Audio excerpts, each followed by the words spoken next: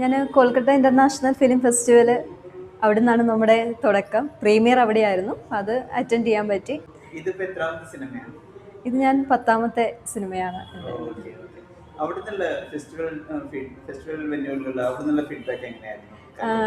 കൊൽക്കത്തയിൽ ഏകദേശം ഒരു 10 ദിവസത്തോളം അവിടെ ഉണ്ടായിരുന്നു. അപ്പം 3 സ്ക്രീനിങ് ആയിരുന്നു ഉണ്ടായിരുന്നത്. 3 സ്ക്രീനിങ്ങിലും നല്ല ക്രൗഡ് ഉണ്ടായിരുന്നു.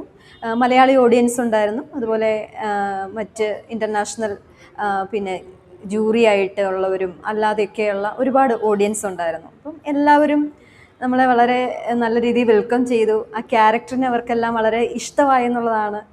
അവരതിനെ അവരുടെ ഹൃദയത്തിലേക്ക് എടുത്തു എന്നുള്ളത് എനിക്ക് ഭയങ്കര സന്തോഷം തോന്നിയ ഒരു മൊമെൻറ്റ്സ് ആയിരുന്നു. അവരുടെ ഫേസിൽ നിന്ന് തന്നെ ആ ക്യാരക്ടറിനോടുള്ള അവരുടെ ഒരു സ്നേഹം എനിക്കും കണ്ട് മനസ്സിലാക്കാൻ പറ്റി.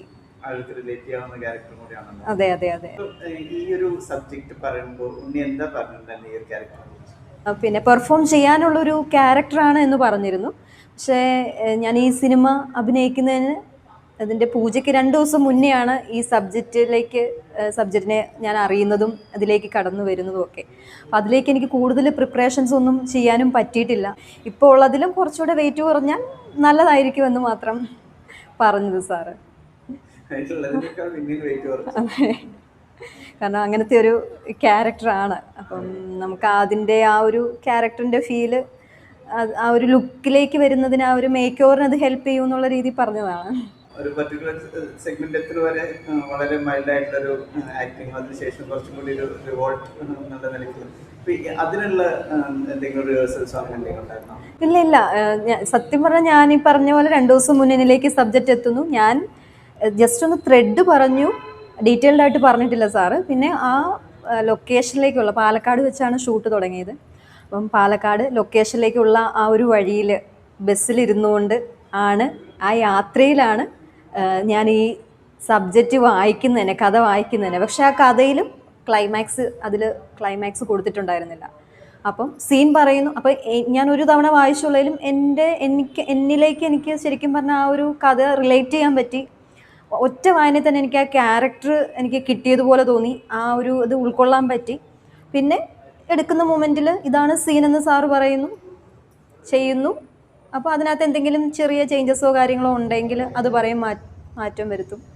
അങ്ങനെ വളരെ സ്മൂത്തായിട്ട് പോയ ഒരു ഷൂട്ടായിരുന്നു. അതിനുവേണ്ടി നമുക്ക് ഒത്തിരി ആലോചിച്ച് കൂട്ടാനോ അധികം പ്രിപ്പറേഷൻസ് എടുക്കാനോ അതിനുള്ളൊരു ടൈമോ സാഹചര്യം ഉണ്ടായിരുന്നില്ല. പിന്നെ ഇപ്പം പടം കണ്ടല്ലോ, ഓൾമോസ്റ്റ് എല്ലാ സീൻസിലും ഞാനുണ്ട്. അപ്പോൾ എനിക്ക് ഈവൻ അങ്ങനെ പോയി ഇരിക്കുന്ന ഗ്യാപ്പിൽ പോലും ഇതിനെക്കുറിച്ച് ചിന്തിക്കാനായിട്ടുള്ളൊരു സ്പേസ് കിട്ടിയില്ല എന്നുള്ളതായിരുന്നു.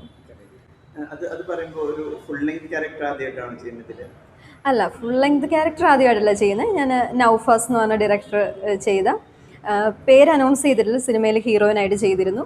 അപ്പോൾ അത് റിലീസാവാനുണ്ട്, പോസ്റ്റ് പ്രൊഡക്ഷൻ നടക്കുന്നു. അതുപോലെ തന്നെ പൊമ്പിളെ ഒരുമേ എന്ന് പറഞ്ഞ ഒരു മലയാളം സിനിമ ബിബിൻ ആറ്റ്ലിയാണ് ഡയറക്റ്റ് ചെയ്ത്, അതിൽ പ്രതിനായികയായിട്ടാണ് ചെയ്തിരിക്കുന്നത്. അത് റിലീസായിരുന്നു. അതിലെ നായികയ്ക്ക് കഴിഞ്ഞ 2024 മികച്ച സ്വഭാവ നടിക്കുള്ള സ്റ്റേറ്റ് അവാർഡ് ഉണ്ടായിരുന്നു. എനിക്കും അതുപോലെ തന്നെ പൂവച്ചൽ ഖാദർ ഫിലിം അവാർഡിൽ മികച്ച പ്രതിനായികയ്ക്കുള്ള അവാർഡ് അത് കിട്ടിയിരുന്നു. പിന്നെ ത്രൂ ഔട്ടുള്ള ക്യാരക്ടറിലും ഇപ്പോൾ മറുവശം എന്ന് പറഞ്ഞ് അനുറാം ഡയറക്റ്റ് ചെയ്ത സിനിമയിൽ നല്ലൊരു കഥാപാത്രം ചെയ്ത്, ഇനിയിപ്പം റിലീസാവാനായിട്ട് ക്യാപ്റ്റൻ, വെള്ളം, മേരി ആവാസുനോ, അതുപോലെ അതിൻ്റെയൊക്കെ ഡയറക്ടറായ പ്രജേഷ് സെൻ ഡയറക്റ്റ് ചെയ്ത് ആസിഫ് അലി ഹീറോ ആയ ഹൗഡിനി എന്ന് പറഞ്ഞൊരു സിനിമ റിലീസാവാനുണ്ട്. അതും ഏകദേശം സെക്കൻഡ് ഹാഫ് തൊട്ട് ക്ലൈമാക്സ് വരെ വരുന്ന നല്ലൊരു ക്യാരക്ടർ, സിൽക്കയുടെ കൂടെയുള്ളൊരു ക്യാരക്ടർ. വളരെ ഇഷ്ടപ്പെട്ട് ചെയ്തൊരു ക്യാരക്ടറാണ്. യങ് ആയിട്ടുള്ള ഒരാളാണ്, പക്ഷെ ക്യാരക്ടർ കുറച്ചും കൂടി ഏജ്ഡ് ആയിട്ടുള്ളതും ഇതായിട്ടുള്ള. പറഞ്ഞു വേറെ എന്തൊക്കെ പ്രിപ്പറേഷൻ ഫിസിക്കലി ചെയ്യേണ്ടി വന്നത്? അതിനെക്കുറിച്ച് ചിന്തിക്കാനുള്ള ഒരു ടൈം കിട്ടിയിട്ടില്ല. സെറ്റിലും എനിക്ക് റെസ്റ്റ് എടുക്കാനായിട്ടുള്ള ഒരു സാഹചര്യവും ടൈമും കിട്ടിയിട്ടില്ല. കാരണം നമ്മൾ പെട്ടെന്ന് ഷൂട്ട് ചെയ്ത് പോകുന്ന ഒരു ഇതായിരുന്നു. ഞാൻ പറഞ്ഞ ഓൾമോസ്റ്റ് എല്ലാ സീൻസിലും ഞാനുണ്ട്. പിന്നെ പ്രഗ്നൻ്റ് ആയിട്ടുള്ള ഒരു വുമൺ ആയിരുന്നു. അപ്പം നമ്മുടെ കൺമുൻപിൽ പലപ്പോഴും പിന്നെ ലേഡീസ് വന്നു പോയിട്ടുണ്ട്. അപ്പോൾ എപ്പോഴൊക്കെയോ നമ്മൾ ആ ശ്രദ്ധിച്ച കാര്യങ്ങൾ എനിക്ക് അവിടെ അപ്ലൈ ചെയ്യാൻ പറ്റിയെന്ന് മാത്രമേ എനിക്ക് തോന്നുന്നുള്ളൂ. അപ്പം എനിക്കിപ്പോൾ അത് കാണുമ്പം എനിക്ക് ഇനിയും കുറച്ച് കാര്യങ്ങൾ നന്നാക്കാമായിരുന്നു എന്ന് എനിക്ക് പേഴ്സണലി ഫീൽ ചെയ്യാറുണ്ട്. കാരണം എല്ലാം ഇങ്ങനെ പെട്ടെന്നൊരു ഹറിബറിയിൽ ചെയ്തു പോയതാണ്, പ്രിപ്പയർഡ് ആവാതെ ചെയ്തു പോയതാണ്. അപ്പോൾ അതുകൊണ്ട് അത് ചെയ്തിരുന്നേ കുറച്ചുകൂടെ എനിക്ക് ബെറ്റർ ആക്കാമായിരുന്നു എന്ന് എനിക്ക് തോന്നി. ആ രണ്ട് രീതിയിലുള്ള ഡയറക്ടേഴ്സിന്റെ ഒപ്പം വർക്ക് ചെയ്തതിന്റെ ഒരു എക്സ്പീരിയൻസ് എങ്ങനെയായിരുന്നു? എനിക്ക് പിന്നെ അങ്ങനെ ഒരു ഡിഫറൻസ് തോന്നിയില്ല. പക്ഷേ എനിക്കിപ്പം ഉണ്ണിസാർ ആണ് ഇതിൻ്റെ ഡയറക്ടർ.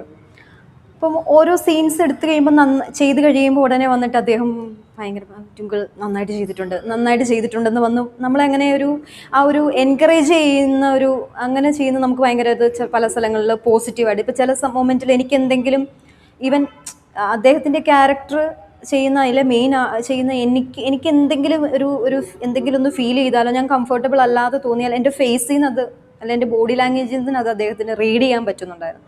അപ്പോൾ ചോദിക്കുക എന്താ പ്രശ്നം, എന്തെങ്കിലും പ്രശ്നമുണ്ടോ, ക്ഷീണമായോ? കാരണം നമ്മളിപ്പോൾ ഈ പറഞ്ഞ വേറൊരു ഡിഫറൻസ് എന്ന് പറഞ്ഞാൽ ഇതിപ്പോൾ പിന്നെ കൊമേഴ്ഷ്യൽ തിയേറ്റർ റിലീസ് പ്ലാൻ ചെയ്യുന്നുണ്ടെന്ന് ഡയറക്ടർ പറഞ്ഞിരുന്നു. എനിക്ക് നമ്മൾ വലിയ ബഡ്ജറ്റ് ആവാതെ ചെയ്തതാണ്. അപ്പോൾ അതുകൊണ്ട് തന്നെ ഞാൻ പറഞ്ഞ പോലെ നമുക്കിപ്പം കുറച്ചുകൂടെ ഒരു കൊമേഴ്ഷ്യൽ മൂവി ആയിരുന്നു, നമുക്ക് കുറച്ചുകൂടെ റിലാക്സ്ഡ് ആയിട്ട് ചെയ്യാനായിട്ടുള്ള ഒരു സ്പേസ്, ഒരു ടൈം ഉണ്ടായിരുന്നു. ആ ഒരു ഡിഫറൻസ് ഫീൽ ചെയ്തു. അങ്ങനെ വളരെ റിലാക്സ്ഡ് ആയിട്ട് ചെയ്യാൻ പറ്റിയില്ല. നമ്മൾ വളരെ ഇപ്പം ഒരു ദിവസം ഒരു പ്രാവശ്യം നമുക്ക് രാവിലെ 6 മണിക്ക് തുടങ്ങിയിട്ട് പിറ്റേ ദിവസം 6 മണിക്കാണ് ഷൂട്ട് തീർന്നത്. അത് കഴിഞ്ഞ് വീണ്ടും അടുത്ത ഇത് തുടങ്ങുകയാണ് ഡേ. അപ്പം അങ്ങനെയൊക്കെ വന്നപ്പോൾ അങ്ങനെയുള്ള കുറേ സ്ട്രെയിനും കാര്യങ്ങളും ഒക്കെ നമുക്ക് ഫീൽ ചെയ്തു. പിന്നെ ഇത് പ്രഗ്നൻ്റ് ആയിട്ടുള്ള ഒരു ലേഡി ആയിട്ടായിരുന്നല്ലോ. അപ്പം ഈ ഒരു പ്രഗ്നൻസി എന്ന് പറയുന്നത് നമുക്ക് ഈ ഷോൾഡറിൽ നിന്നുള്ള ഒരു അറ്റാച്ച്മെൻ്റ് ആയിരുന്നു അത്. അപ്പോൾ ഈവൻ എനിക്കതുകൊണ്ട് തന്നെ അതിൻ്റേതായിട്ടുള്ള ഒരുപാട് ബുദ്ധിമുട്ടുണ്ടായിരുന്നു. എനിക്കിപ്പോൾ കോസ്റ്റ്യൂം ഫുള്ള് ചേഞ്ച് ചെയ്യാതെ വാഷ്റൂമിൽ പോലും പോകാൻ പറ്റില്ലായിരുന്നു. അപ്പം ഞാനും മാക്സിമം കോപ്പറേറ്റ് ചെയ്യാൻ ശ്രമിച്ചുകൊണ്ട് അധികം വെള്ളമൊന്നും കുടിക്കാതെ അങ്ങനെ കുറച്ച് ഹെൽത്ത് ഇഷ്യൂസൊക്കെ എനിക്ക് വന്നു. അപ്പം അങ്ങനെയൊക്കെയുള്ള പരിമിതികൾ നമുക്ക് അങ്ങനെയുള്ള ഇഷ്യൂസ് ഫീൽ ചെയ്തല്ലാതെ മൊത്തത്തിൽ എനിക്ക് അങ്ങനെ. പിന്നെ ഈ ഒരു മൂവി എല്ലാവരും ഫെസ്റ്റിവൽ സ്ഥലങ്ങളിലൊക്കെ പോയപ്പോഴാണേലും പറഞ്ഞു നിങ്ങൾ തിയേറ്ററിൽ ഇത് റിലീസ് ചെയ്യണം, ഇതെല്ലാവരും കണ്ടിരിക്കണം, അങ്ങനെ ഒരു സബ്ജക്റ്റാണ്, നന്നായിട്ട് ചെയ്തിട്ടുണ്ടെന്നൊക്കെ പറഞ്ഞപ്പോൾ ആ ഒരു ആഗ്രഹം ഫീൽ ചെയ്തു. തിയേറ്ററിൽ എത്തണം, ആളുകൾ കാണണം, അവരുടെയൊക്കെ അഭിപ്രായം അറിയണം. ഒരു ആർട്ടിസ്റ്റ് എന്ന നിലയിൽ പലരുടെ അഭിപ്രായങ്ങളും ഒക്കെ കേൾക്കുമ്പോൾ നമുക്കും അത് ഇമ്പ്രൂവ്മെൻറ്റ് വരുത്തി നല്ലൊരു ആർട്ടിസ്റ്റായിട്ട് വളർന്നു വരാൻ പറ്റുമല്ലോ. അപ്പം അങ്ങനെയുള്ള കാര്യങ്ങൾ എനിക്ക് പേഴ്സണലി ഫീൽ ചെയ്തു. Thank you so much.